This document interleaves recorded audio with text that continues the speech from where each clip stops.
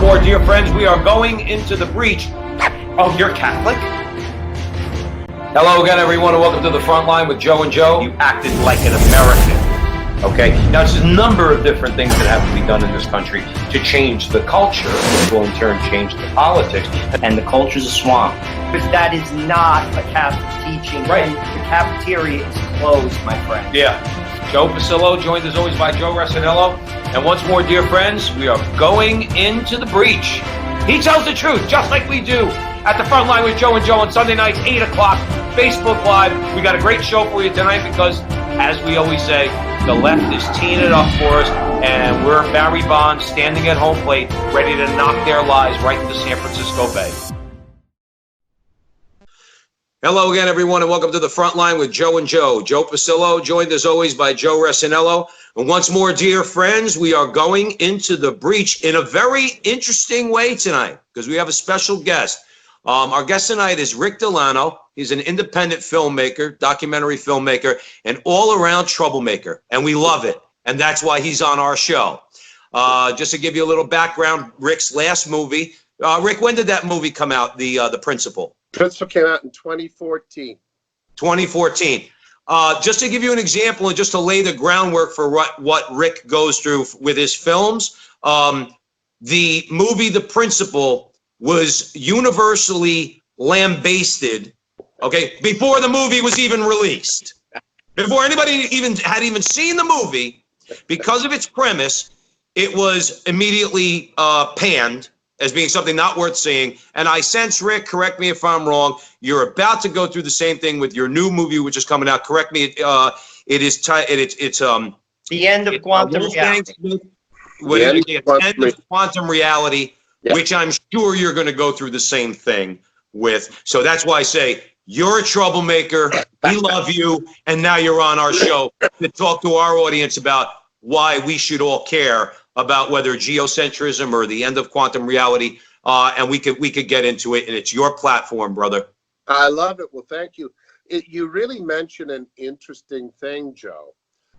I have had my eye up in the sky waiting for the carpet bombing to start on this project, and it just hasn't. And I can't figure out why. But I think there's two reasons why. First of all, everybody who attacked The Principal ended up looking really, really stupid. Mm-hmm. I mean, these stories that they put out, all the people in the film were saying, oh, we were never in this film. And then, of course, when they realized that they were, they started saying, well, we had no idea what it was about. Right, of course. Of course. And I kept making little videos where I'd say, I really appreciate this idea that I was clever enough to trick the world's leading cosmologists into sitting down and talking with me on camera for 5 hours. I still haven't been able to figure out how I got them to move their lips like that. Mm-hmm. And ultimately, they ended up looking so stupid that they just basically ignored us, forgot about us. And we went on to do very, very well with The Principal, still doing very, very well. Yeah, I confess that I haven't gotten the. I confess that I haven't gotten the Principal yet. It's one of those things that's on my list to do. Now I obviously have much more of an incentive to watch that. And when this film comes out, so I know Joe wants to start it off, but I do want to start out, if it's okay, Rick, this way. Who is Wolfgang Smith, and why is what he's saying matters? What is he saying that's ruffling, let's say, feathers, and is a threat to the scientific establishment? Okay. Wolfgang Smith is genius. I mean, this is a guy who was accepted into Cornell University at 15. He graduated at age 18 with degrees in mathematics, physics, and philosophy. By the time he was 20, he had a graduate degree in quantum physics from Purdue University, ended up getting his doctorate in mathematics from Columbia, started teaching at MIT, ended up teaching at MIT, UCLA, Oregon State. This guy is just, he's brilliant. Mm-hmm. What makes him interesting is that when he was 14 years old, they sent him this form from Cornell. What do you want to study? He said, physics. Why do you want to study physics? because that is how you figure out the truth about the world. And there's a wonderful moment in the film where he's recounting this story, and he smiles this little smile. He pauses for a moment, and then he looks up and he says, "Needless to say, I've changed my mind about that." What Wolfgang is that extremely rare genius who knows quantum physics, mathematics at a postgraduate level, who has made original contributions to major research related to the re-entry problem in spacecraft. This guy has all the credentials in the world, but he is also a profound student of the traditional schools of wisdom of mankind.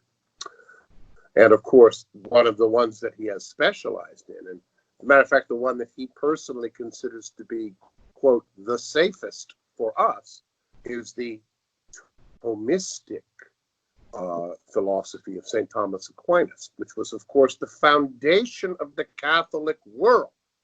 Everything that we knew about the world when we used to run things with Christendom was based upon this monumental genius, Thomas Aquinas, who took classic Greek wisdom, basically Aristotle, and sort of baptized it so that it would be commensurate with the revelation of Jesus Christ. And this was the most profound synthesis of wisdom in the history of the world. It's why the West eventually gave rise to a civilization that became dominant throughout the world. Now, the story gets interesting right around the time of Newton and Galileo and Copernicus. Because for the first time since the gospel was preached in the West, a story started to emerge about a different world than the world we read about in the scriptures, the world that every Catholic, every Christian believed in unquestioningly. And the key to understanding this change is, first of all, for the Catholic, for even today, for the Catholic who believes, the world is something that emerges from above. It's something that comes down to us from God, right? That the source of the world is above us. It's coming from a place that's higher than this world. The Enlightenment turned that idea on its head and began to look for the world at its bottom. And I got to tell you guys, every single one of us, from the time we were 6 years old and started to go to school, we have all been inculcated with this fundamental idea. If you look down at the table that your computers are sitting on right now, and I ask you, what is it made of? If we talk about it long enough, you're ultimately going to say, it's made of a bunch of particles. That's what it's made of.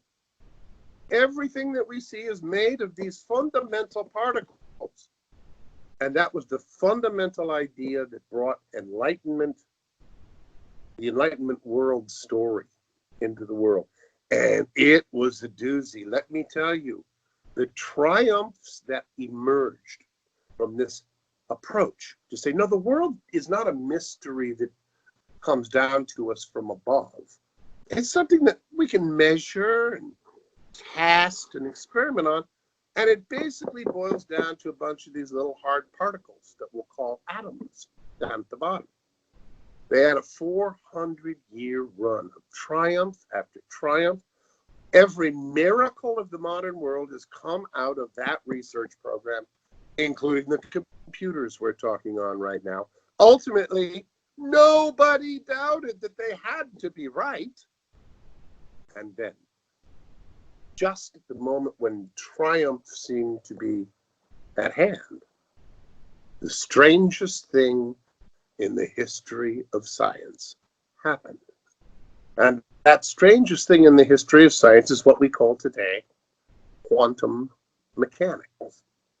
After all these centuries, they finally had the instruments that were sensitive enough to actually look down and see and find these fundamental particles, the electron, the photon, the atoms of the world were finally accessible to the instruments of the physicists.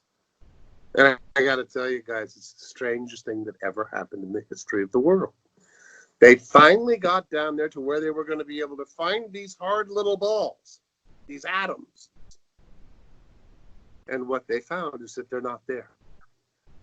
What they found is that down at the bottom of the world, there are no hard little particles. Now, nobody believes me when I say this. Nobody believes me when I say to them, physics has arrived at its foundational level and there ain't nothing down there. Well, how could there not be something down there, Rick? There's all these atoms and this and that and the other thing. None of them exist until we measure them. That is the fundamental quantum reality problem in a nutshell. Physics has decided that you should be multi-locating, Joe, and so should you, Joe. There should be many of you, a cloud of yous, because that's what atoms are. They aren't in any one location. The cat is both dead and alive at the same time, because in quantum mechanics, you have what they call superposition. Different states can be added together. The particle is not in any one place. It's in a bunch of places. And all that physics can tell us about that particle is the probabilities of where it will turn out to be if you measure it. Before you measure it, it ain't anywhere. This is the most stupendous thing. As a matter of fact, it's very hard for many people to believe, but I assure you it's true. As a matter of fact, Brian Herbert, a physicist, wrote a book about this, which is a big part of the research we did for the film. And he has a wonderful quote. He says, one of the best kept secrets of science is that physicists have lost their grip on reality.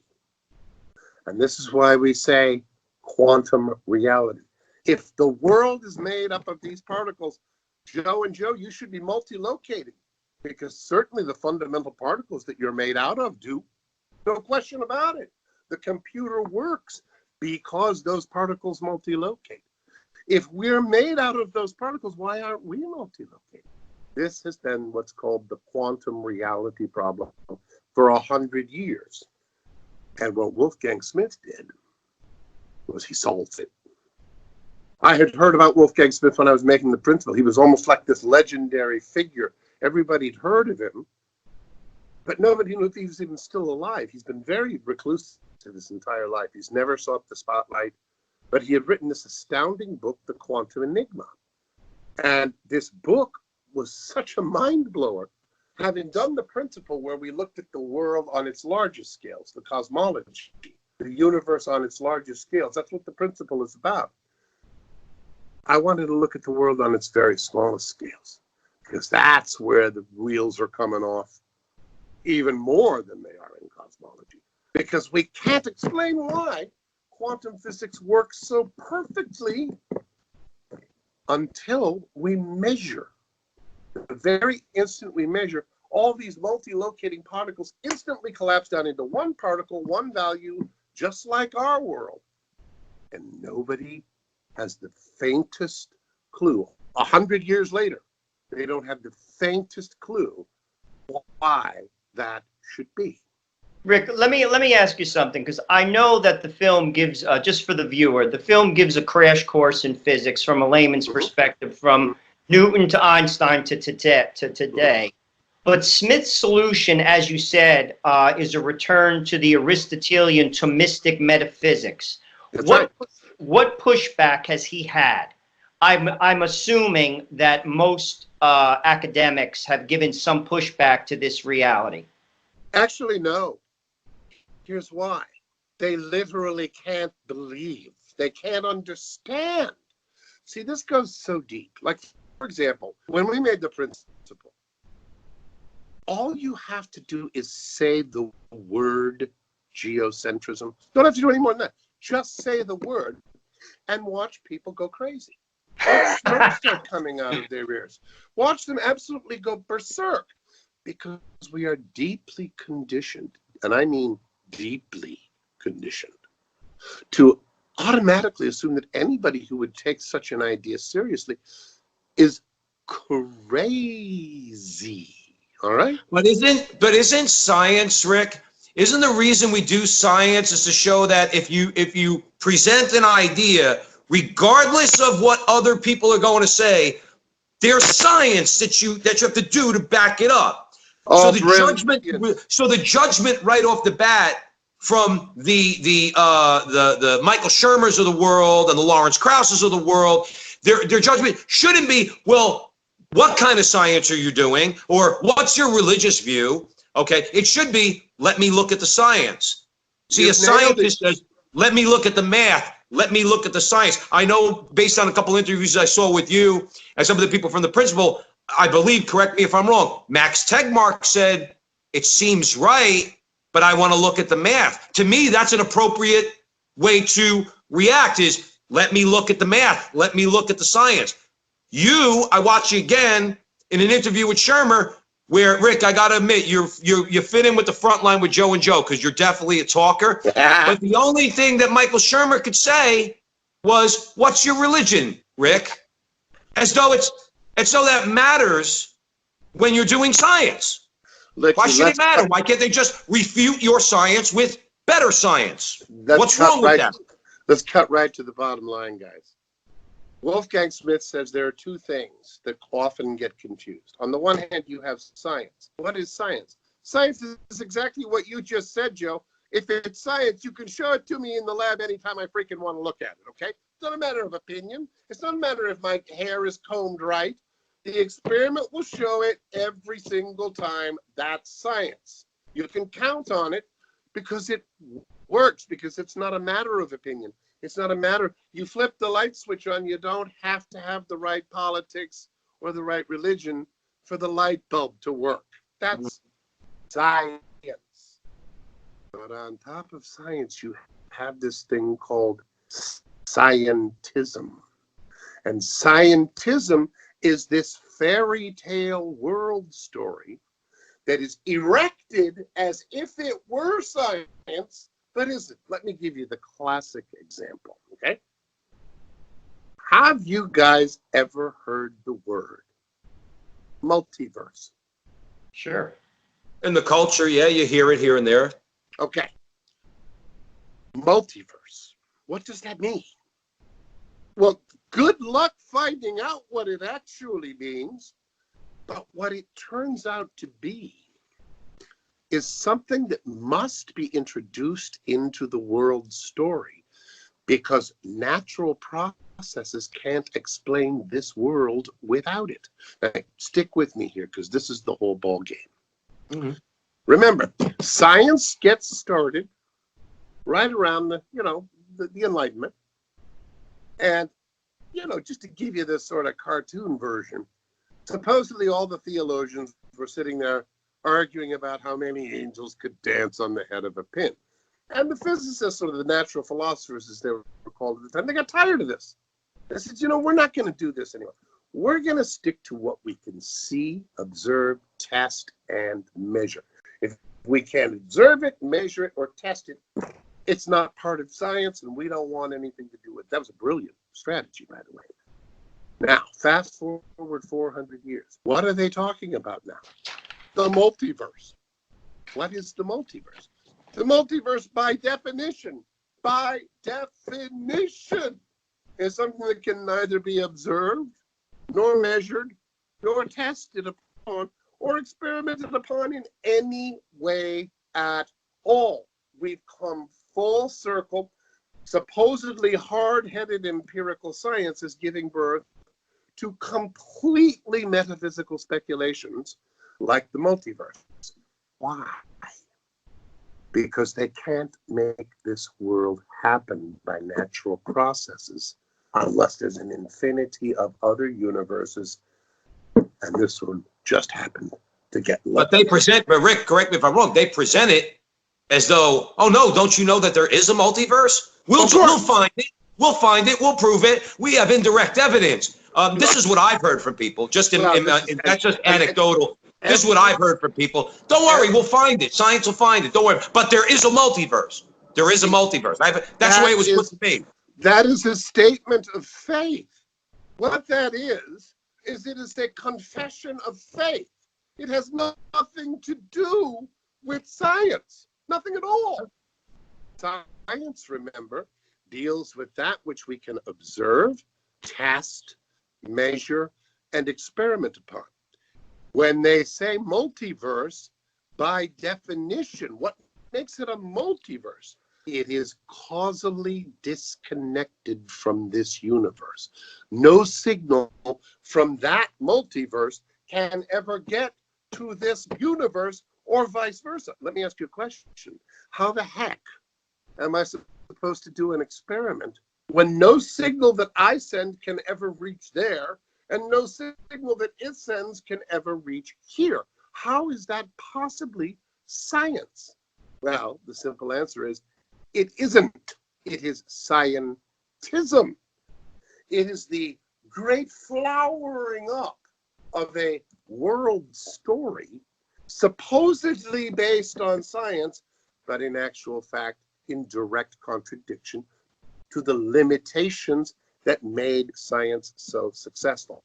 Those limitations: can I observe it? Can I test it? Can I measure it? Can I experiment upon it? If so, is science. It's an object of the scientist. No multiverse can ever be observed. No multiverse can ever be tested. No multiverse can ever be experimented upon. It is not an object of science. It is a form of mathematical metaphysics. And it pops out of the math precisely because they can't get the math to give us a world that looks like this one. If there's only one world like this one. In order to get a world like this one that's so finely tuned, that looks so designed, that frankly looks like it was created by a super intelligence. Can't have that. That just kills the argument. They can't. That kills. They can't digest that. You're absolutely right. Game. That's the whole ball game. They will fight to the bitter end because they are smart enough to know that they've had a great run for 400 years. They've had miracles, they've had successes, and God bless them, they've done a fantastic job. But the problem is they weren't satisfied with that. They wanted a total story of the world that reduced to physics.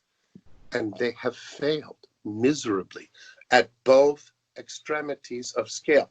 They failed with their Big Bang universe because the Big Bang universe just isn't cooperating.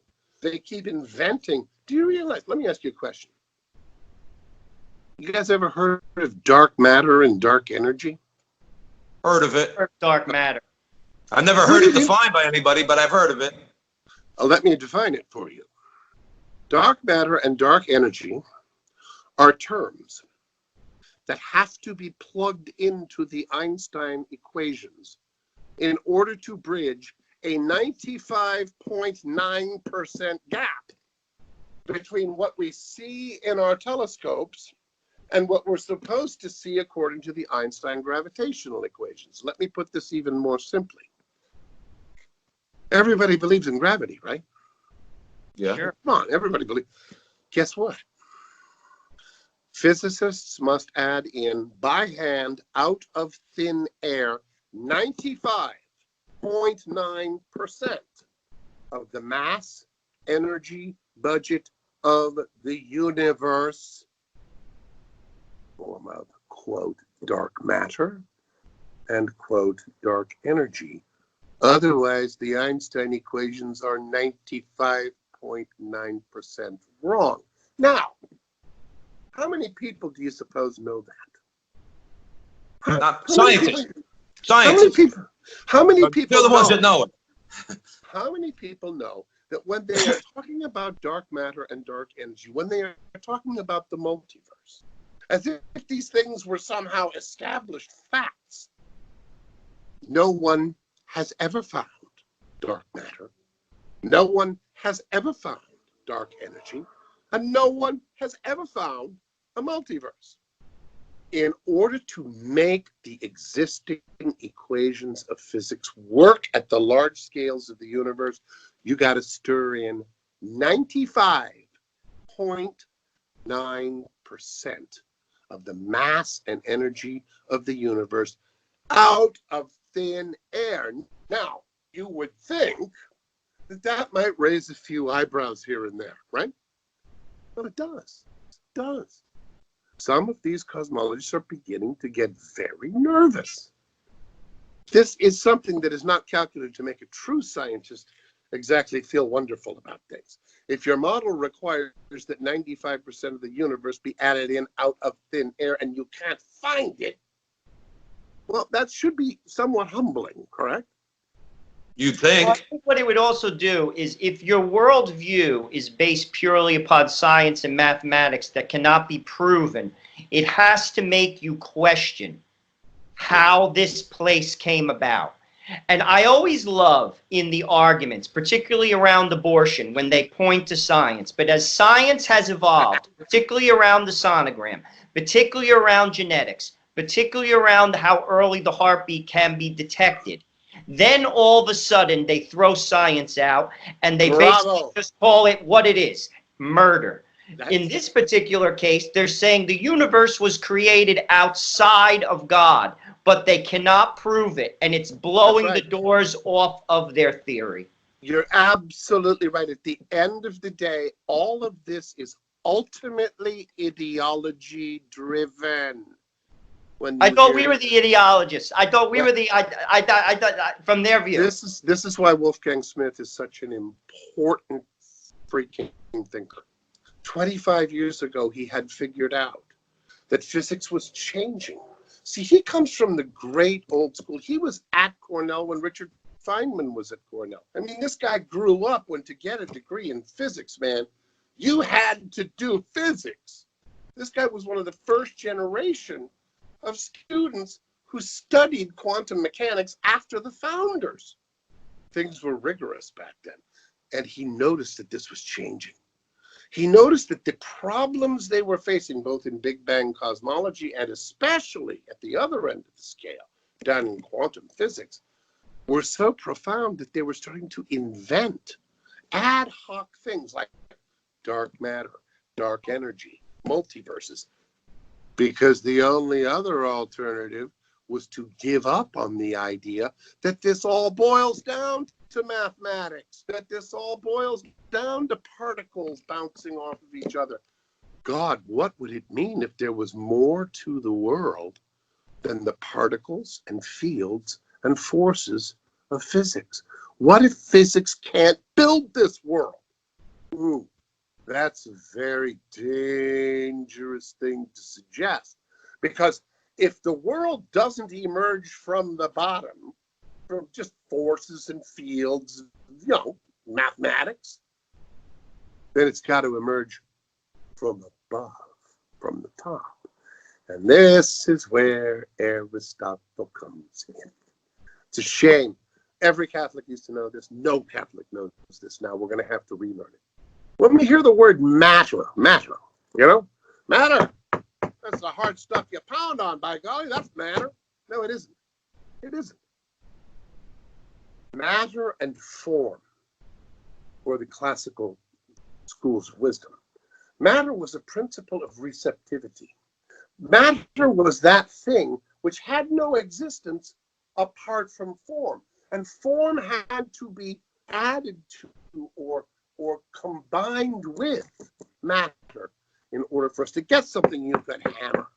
Nobody remembers that, except Thomas Aquinas teaches it, and every Catholic student should study it again, because that is exactly the matter of quantum physics. There is no hard little ball down there. There's clouds of probabilities, and those probabilities suddenly become solid, actual things only when we measure them. In other words, only when they come into contact with this world where we don't multi-locate, where the cat isn't both dead and alive at the same time. This is the profound meaning of quantum physics. You can't build the world from the bottom up. there's something more involved in this table than a bunch of particles. The bunch of particles would follow the laws of quantum mechanics. The table doesn't follow the laws of quantum mechanics. The table is in one place. It's very defined. It's solid. It's not multi-locating.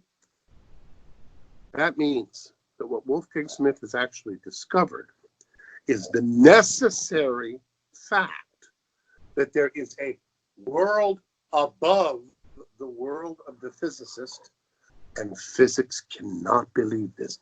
Physics cannot accept that there's more to the world than quantity, more to the world than mathematics. That when we look at a sunset, you know what the physicists tell us that is? That's just a bunch of wavelengths. That's just a bunch of wavelengths, and there's neurons in our brain, you see, that are turning the world into a 3D picture in real time. That's insanity. How did we ever allow ourselves to be bamboozled? I'll tell you why we allowed ourselves to be bamboozled, because they did do some pretty amazing things along the way. The atomic bomb, rockets to the moon, pretty impressive stuff. It was only when quantum physics came along that those who really understood what these experiments were telling us, like Wolfgang, understood that 400-year great run to reduce the world to quantity, to get rid of God, to get rid of everything that has to do with love or beauty or even color or softness or sound. All of those things had to be illusions. These were all things that the neurons in our brains were somehow conjuring up. But what I'm hearing too is the word humility. Wolfgang is a man who is brilliant, clearly. He went to Cornell at 15. He taught at MIT. He has a PhD from mathematics from Columbia. But he's humble enough to say that I don't have the answer, and I'm as smart as it gets. And the people who are involved in this study are as smart as it gets. But we cannot figure it out. There has to be something above. And that's what I'm getting out of it. That's because it. The bottom line is you can't get there if you throw out everything in the world except physics. If you think this world ultimately reduces to quantum particles, fields, forces, and equations, I have really bad news for you. You have failed. Now, you achieved a tremendous amount of power by pursuing this strategy, and you made some tremendous breakthroughs.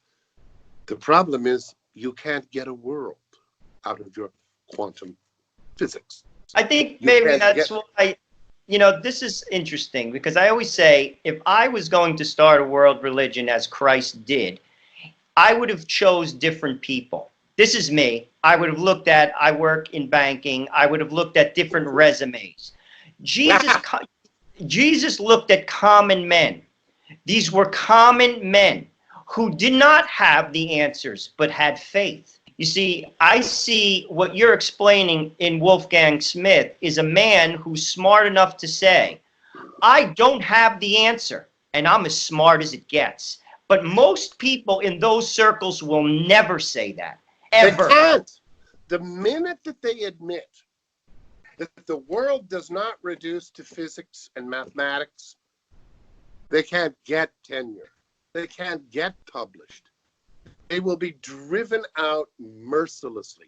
But that's a problem in our culture, Rick. Yeah. That's a problem in our culture. That's a problem with our politics. That federal funds, now let's get into this a little bit, like federal funds that go to universities in America, those funds are only going to get distributed to people, the scientists, who are doing acceptable science. Right on, Not man. questioning the current or the paradigms that have been in place for the last several centuries. Exactly.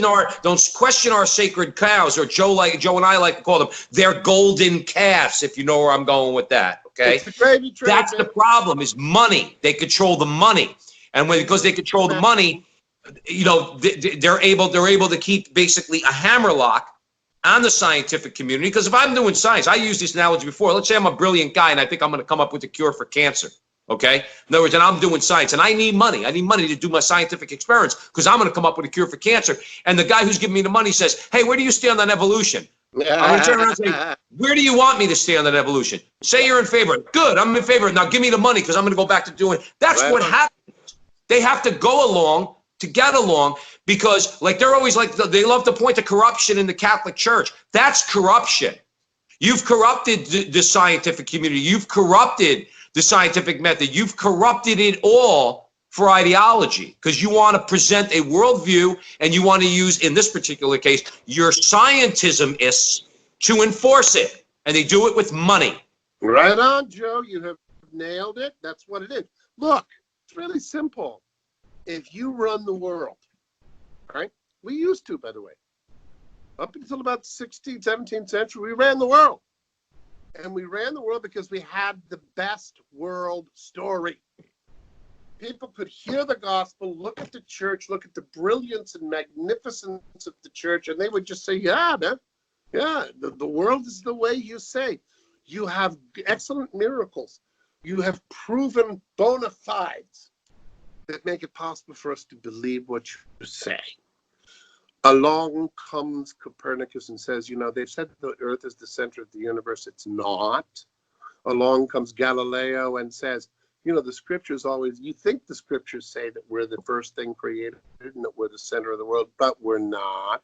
Along comes Newton. God help us, Newton.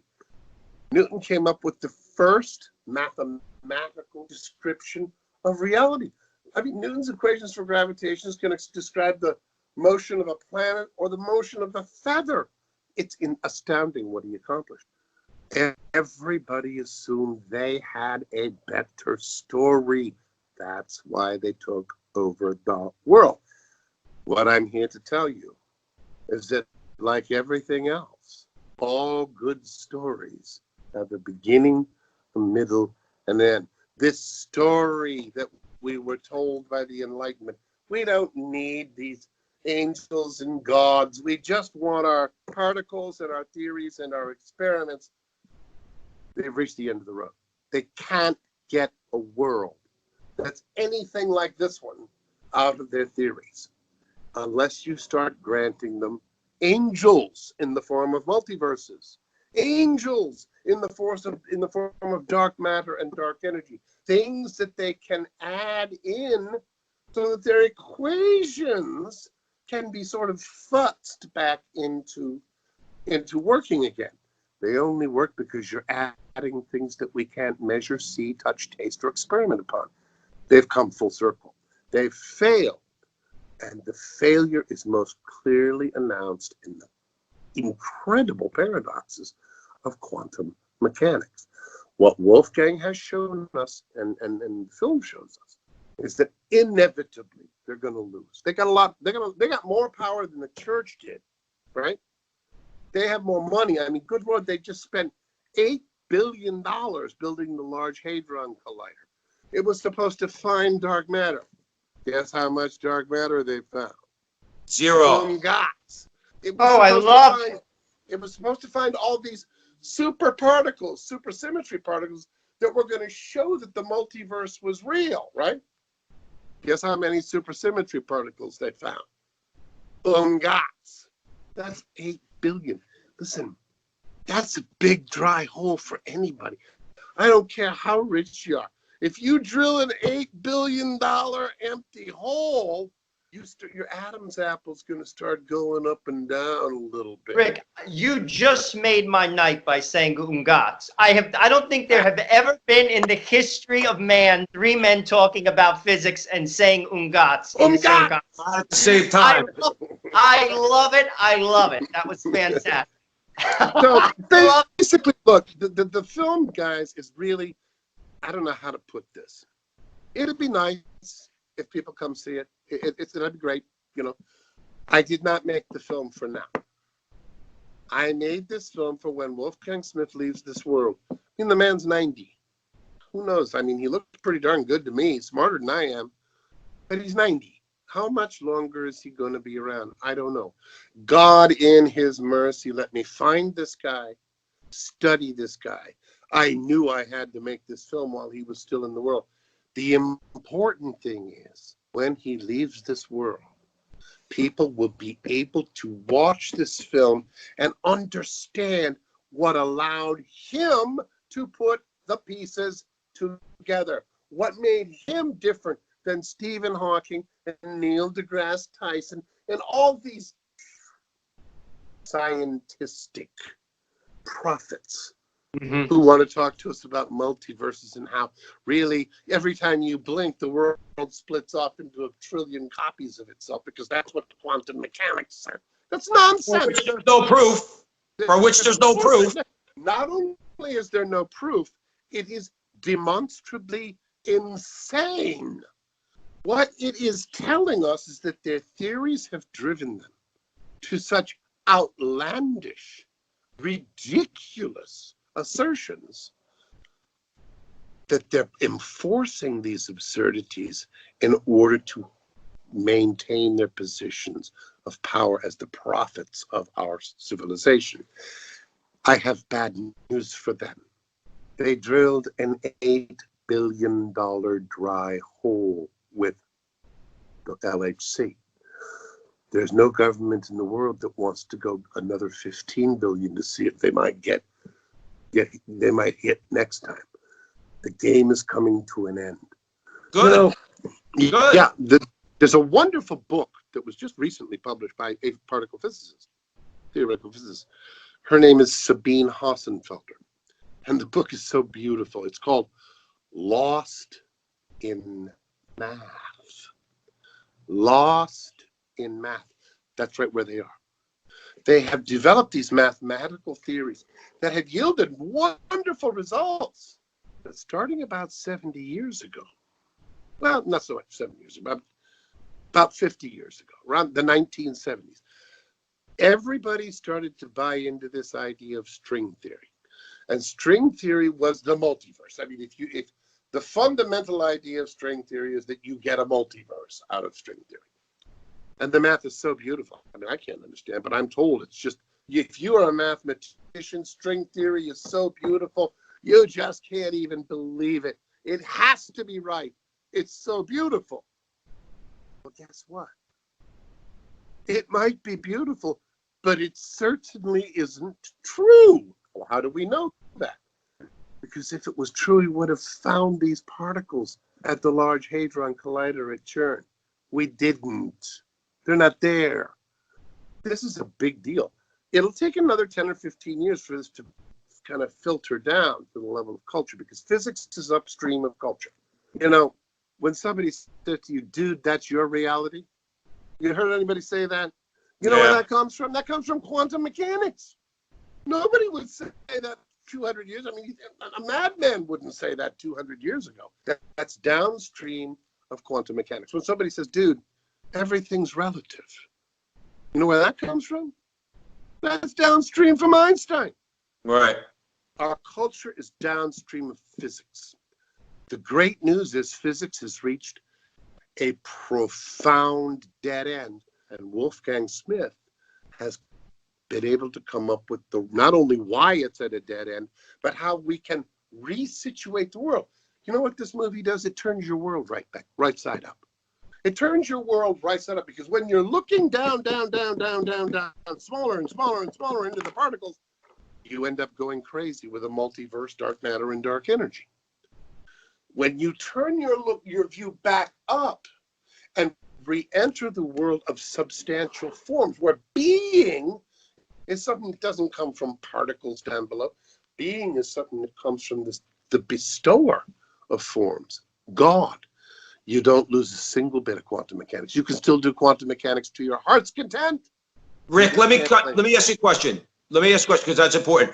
What you're talking about, of course, is metaphysics. Okay. That's exactly right. But the thing is, again, Joe and I obviously can't talk about, let's say, getting into the down and dirty of all the science and the math, but agendas and strategies, okay? Because if you listen to some of these people in the last 10 or 15 years, okay, metaphysically, Joe went to a Jesuit school in Pennselsvania. I went to Seton Hall University. Don't hold it against me. Yeah. You survived with your faith intact, man. I'm impressed. But Joe, but Rick, here's my point.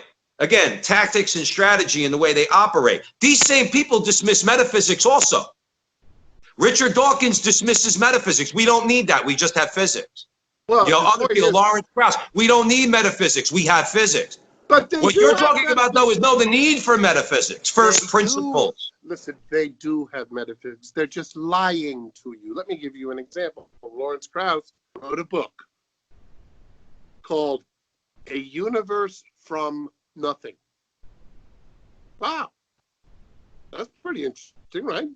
I mean, a universe from nothing? Wow. Read the book and it turns out that nothing is something. That is metaphysics gone bad. That is metaphysics turned into a 3-card Monte dealer on Boston Common.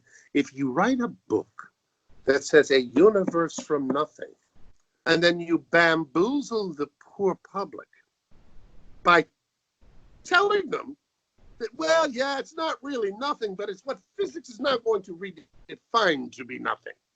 What have you really done? You've committed a fraud.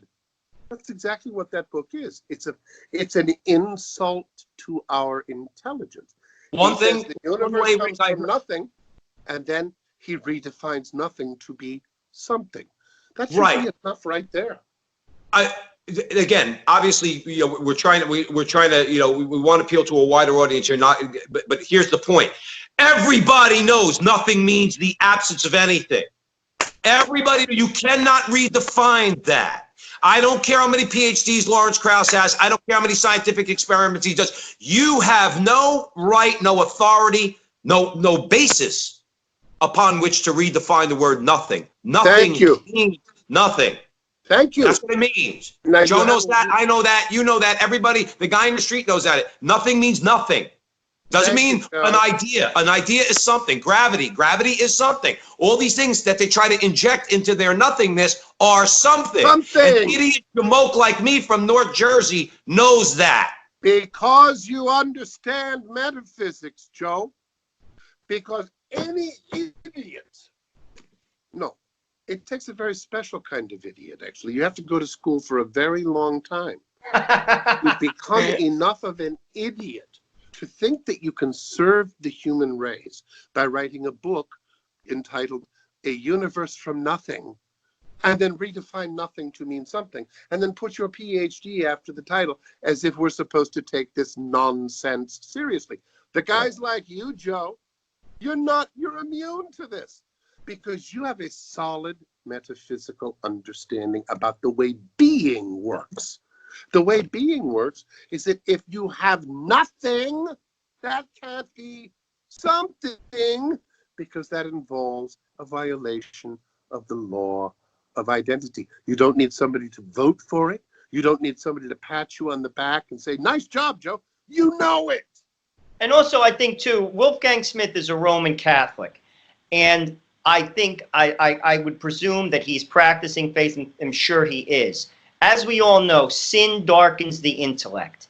It does not matter how smart you are. We see this all the time. We see this on television. Many of them, if you gave them a test, they're going to score really high. But clearly, their intellect is darkened. It is darkened. Common sense is not that common anymore. That's right. And clearly, they have an agenda. Their agenda is godless, and I will feed it at all costs, no matter what the science. And I think that's a lot of what we're hearing about, what this movie is uncovering. Well, the thing that's new, for 400 years, they have been able to win the argument about who has the better world story. They can't win it anymore. Because now we have to let them tell us that nothing is really something, but it's nothing. The universe comes from this nothing that's really something, and just give us that much, and we'll show you a multiverse. And yes, this universe looks designed, but pay no attention to that. It's like winning the lottery, you see. I mean, it seems strange when you win the lottery, but somebody had to win it. Life couldn't arise except in one of the lottery winner universes. Do you see the monstrous insanity of this? They've reached the end of the road. They no longer have the compelling world story. Here's our problem, guys. We've been beaten up so badly by these guys for centuries that there are very few Catholic intellectuals willing to take the challenge and fight them on their own ground, Wolfgang Smith is one. I had to document this guy because it's not so much whether people understand him now. It's the next generation when things really are falling apart. Because guys, I got news for you. Things are falling apart, not just in physics, not just in finance, not just militarily. The pillars are wobbling. You know, in the beginning of the film, we say, every pillar was wobbling at once, and every pillar is wobbling at once. We are reaching one of those moments in history where one arc of human history is coming to an end and another one is about to begin. And the problem is Catholics are so disoriented and confused and demoralized. They think our period's coming to an end. They couldn't possibly be more wrong. It is the supposedly invincible scientistic Goliath. He's the one that's in deep, deep trouble. But Catholics have always been tremendous supporters of physical science. We can't just throw the baby out with the bathwater, and this is why Wolfgang Smith is so important. He shows us how to take the legitimate achievements of physics and reintegrate them into a worldview that allows us to be human again, that allows the grass to be green, the world to be a theophany, a place of God's presence, and we can still do quantum mechanics and get those new 5G phones working for you just fine. This is what makes this man so important. I'm just so glad I got him documented before he left this world. I would love to see the film become very popular. It's starting to show indications that it might, but I don't really care. In 100 years, this film will be gigantically powerfully important because it will be the only way to encounter the man who resolved the quantum enigma.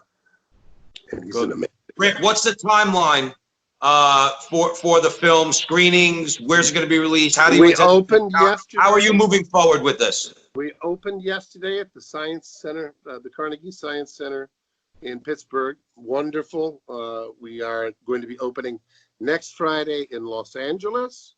We'll be opening in Cleveland, Boston. We have San Francisco. We have Orange County. We have Topeka, Kansas. We have Cincinnati, Ohio, and more cities coming almost every day now. You know, we'll go as far as the audience takes us. We've found a distributor, amazingly. You would never imagine that this distributor would pick up a film like this. You know, he is by no means Christian. He is by no means Catholic, but he loves the film. He just got behind the film. He's booking it all over the country. We'll take it as far as it rides. Then we'll put it out on digital. And I'll tell you, you got to have this, and you got to have the principle. If you don't have the principle in this movie, shame on you. You got to have this. As the world begins to dissolve in front of our eyes, it's the Catholics who will be responsible for putting it back. It's very much like when the Roman Empire collapsed. Civilization was restored by the monks coming out of the monasteries, where they had kept the learning and they had kept the wisdom. We've got to start taking responsibility for upping our intellectual chops again. Right. Believe me, the Goliath of scientism has failed. He had a great run, but it's over.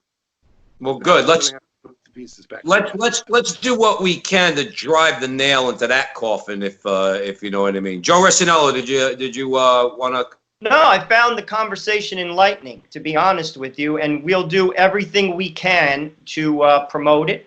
We'll send it to all our contacts, and God bless you. And if there's anything you can do or we can do for you moving forward, please just give us a shout. You guys are awesome. I'd just like to mention the end of quantumreality.com. Go there. Give us your contact info.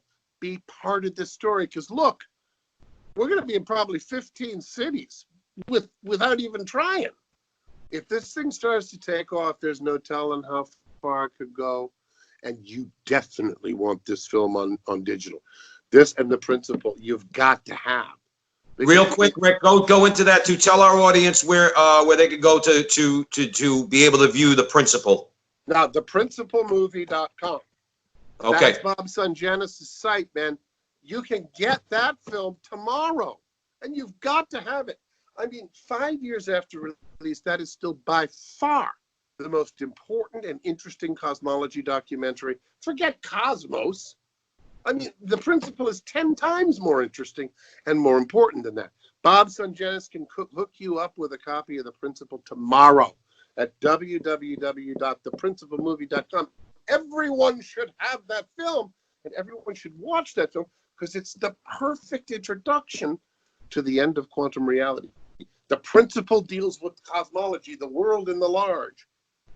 The end of quantum reality deals with quantum physics, the world in the small. That's where Goliath is losing the ball game as we speak, and there's a new world story about to come. Well, let's sling that rock into Goliath's face.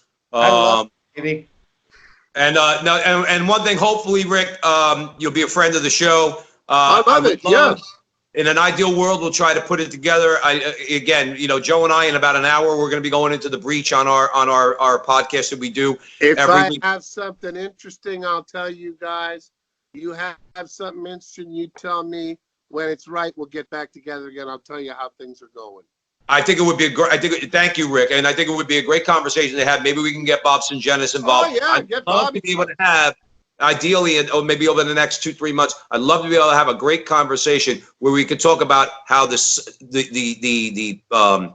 atheistic scientific community, the scientism-ists or the adherents of scientism, how that all plays into the culture war. I think it would be a great conversation to have. So we really want to thank you, Rick, for what you're doing. Because you got a lot of nerve. Joe and I usually use a different word than nerve, so you got a lot of nerve to challenge these people, but they need to be challenged, and we applaud you. And for their own good, man, for their own good, for their own flourishing, for their own humanity, it's got to be done. Hey guys, thanks a lot for having me on. The end of quantumreality.com, the principal movie. Excuse me, wrong.